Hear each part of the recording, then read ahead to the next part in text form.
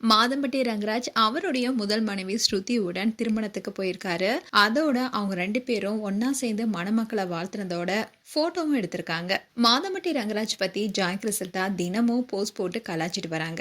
என்னுடைய புருஷனை காணவில்லை, அவரை கண்டா வர சொல்லுங்கன்னு நேத்து கூட ஒரு போஸ்ட் போட்டிருந்தாங்க.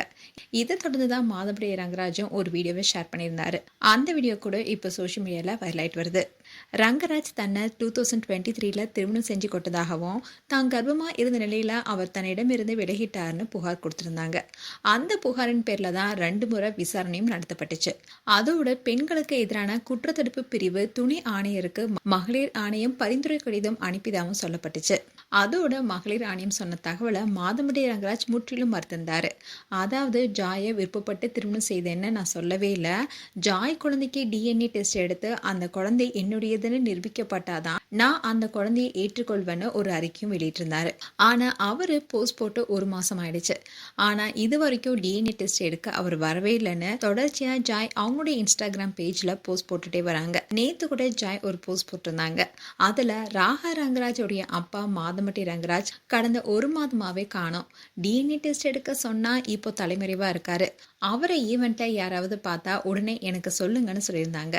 குற்றமுள்ள நெஞ்சு குறுக்குறுக்குமா, அதனால தான் ஒளிந்து ஓடுறாரு, ப்ரூஃப் பண்ணிட்டா சார் மாட்டிப்பாருன்னு பயப்படுறாரு போல. நீங்க தான் எல்லாத்துக்குமே லீகலா ஃபேஸ் பண்ற ஆளாச்சே, இதை மட்டும் ஏன் உங்களால லீகலா ஃபேஸ் பண்ண முடியல? கர்மான ஒன்று இருக்கு, தெய்வம் நின்று கொள்ளும், செய்த செயலுக்கான பலனை நீங்க கண்டிப்பா அனுபவிச்சுதான் ஆவீங்கன்னு ஜாய் போஸ்ட் போட்டிருந்தாங்க. இதை தொடர்ந்து மாதம்பட்டி ரங்கராஜும் அவரோட இன்ஸ்டாகிராம் பேஜ்ல ஒரு வீடியோ ஷேர் பண்ணாரு. அதாவது குக் வித் கோமாளி சீசன் 7 நிகழ்ச்சியில சிறப்பான நடுவருக்கான விருது அவருக்கு வழங்கப்பட்டிருக்கு. அதை அவர் தன்னுடைய சோஷியல் மீடியா பேஜ்ல ஷேர் பண்ணியிருக்காரு. அண்ட் யார் என்னை பத்தி என்ன சொன்னா என்ன, நான் ரொம்ப பிஸியா இருக்கிறேன்னு வலியுறுத்துற மாதிரி இந்த வீடியோவை ஷேர் பண்ணியிருந்தாரு. இன்னுதான் மாதம்பட்டி ரங்கராஜும் ஸ்ருதியும் ஒரு திருமணத்துக்கு போயிருக்காங்க. அந்த போட்டோவை முதல் மனைவி ஸ்ருதி அவங்களுடைய இன்ஸ்டாகிராம் பேஜ்ல ஷேர் பண்ணியிருக்காங்க. அதோட சேவரிங் த வெட்டிங் வைப்ஸ்னு ஒரு கேப்ஷன் கொடுத்திருக்காங்க.